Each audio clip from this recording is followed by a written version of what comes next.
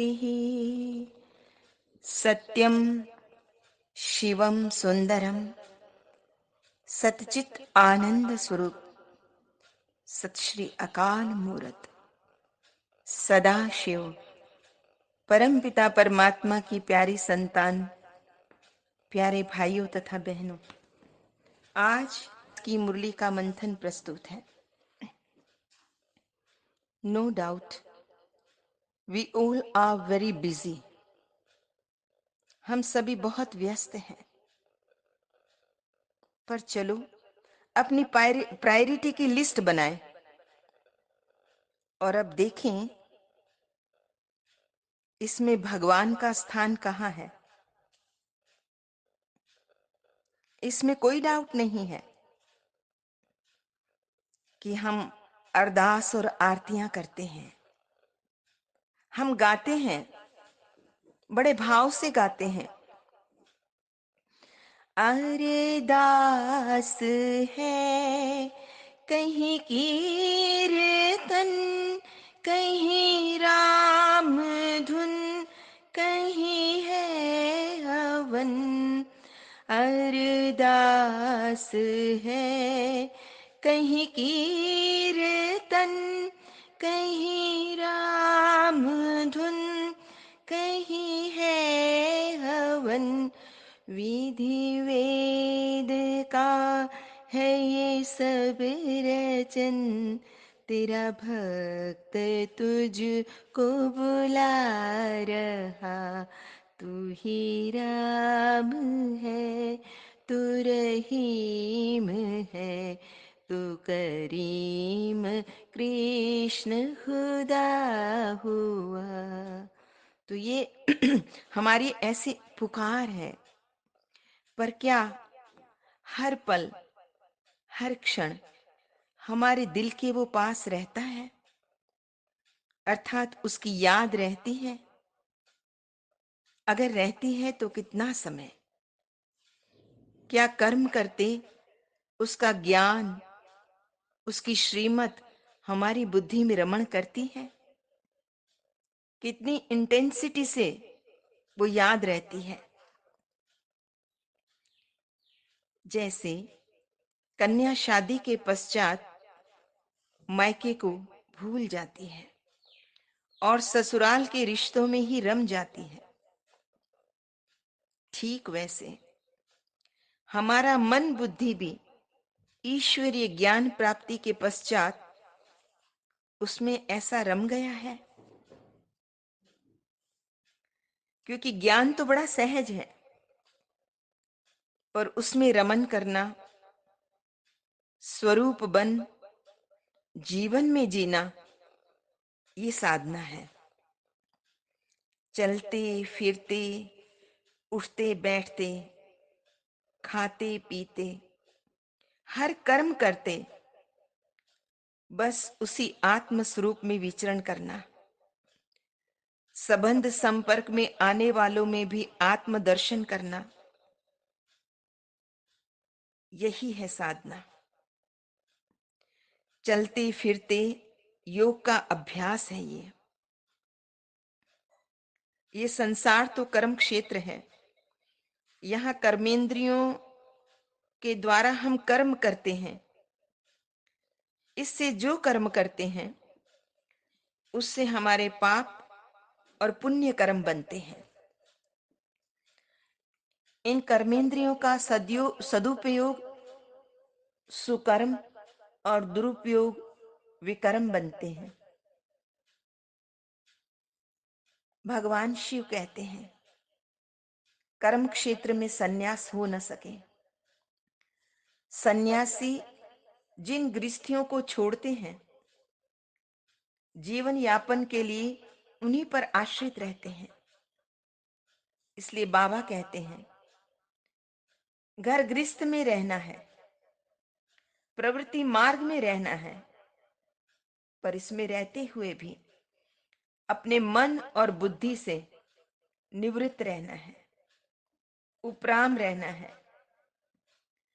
इसमें वृत्ति फंसी हुई ना हो, क्योंकि आत्मा का असली घर तो है ही परम धाम। शांति धाम, निर्वाण धाम। वहां से आत्माएं इस रंगमंच पर आकर अपना पाठ बजाती हैं। अब हमें ये पाठ कैसे बजाना है? ज्ञान के आधार से चिंतन करना है, विचार सागर मंथन करना है। उसमें से जो ज्ञान रतन निकले उन्हें जीवन में धारण करना है। तत्पश्चात अर्थात उसके बाद कर्म क्षेत्र में प्रवृत्त होना है। ये साधना है, ये समझदारी है, ये इसकी व्यवहारिकता है। शिव बाबा ने बताया है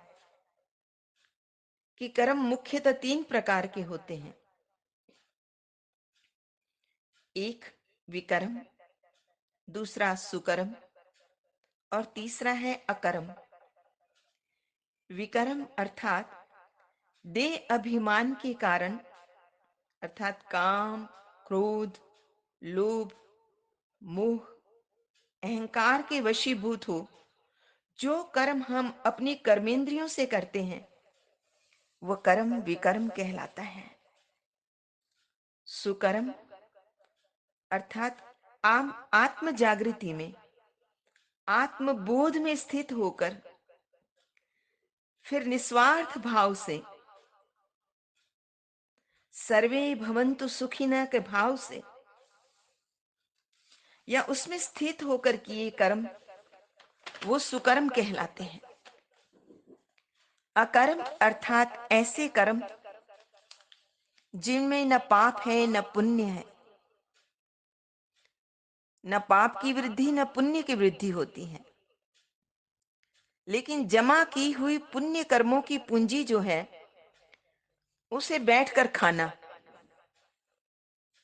जैसे कोई व्यक्ति अपनी बैंक में जमा धन राशि को धीरे धीरे खर्च करता रहे परंतु नया धन उसमें जमा न करे, तो सतयुग में अर्थात स्वर्ग में, सतयुग और त्रेता युग में हमारे कर्म अकर्म हो जाते हैं। किसी व्यक्ति ने, एक कहानी है कि किसी व्यक्ति ने एक जिन को वश में कर लिया।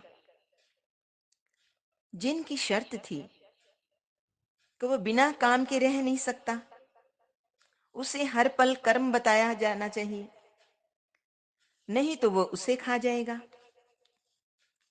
वह व्यक्ति जो भी कर्म बताता, जिन चुटकी बजाते उसे कर देता और कहता, और काम बताओ, और काम बताओ मेरे आका, नहीं तो मैं तुझे खा जाऊंगा।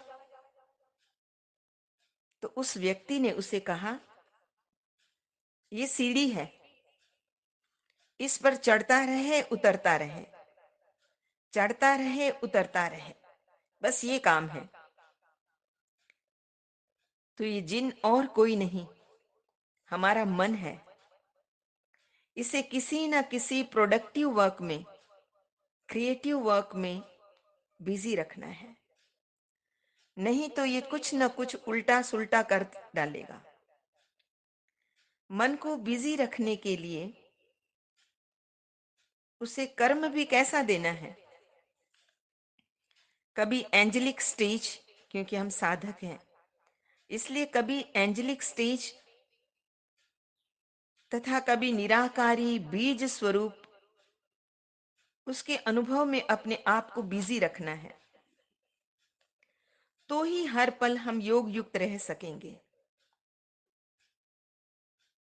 परिस्थितियों को खिलौना समझकर ये डिवाइन खेल खेलना है, लेकिन कभी डरना नहीं, घबराना नहीं है।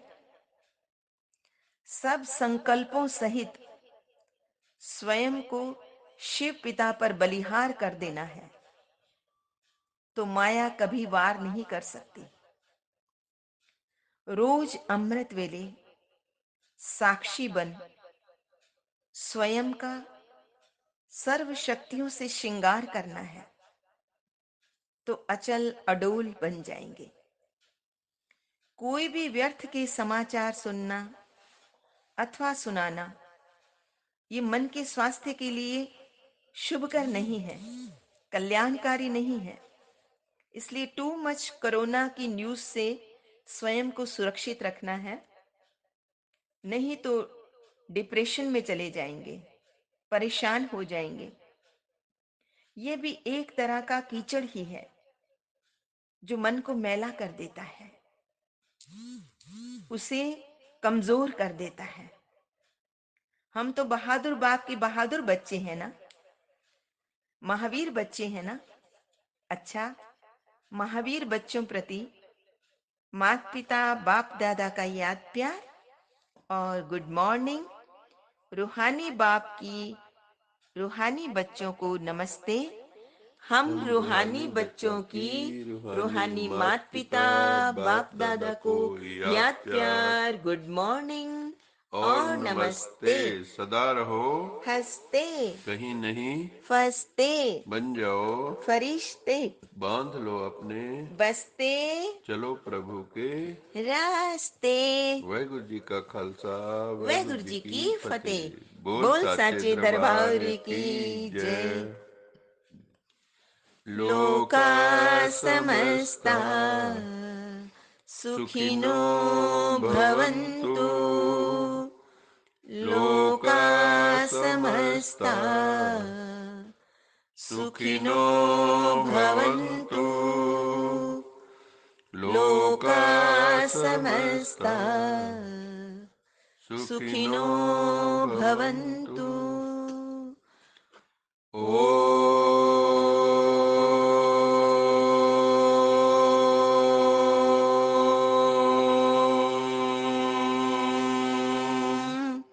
शांति शांति शांति शांति शांति।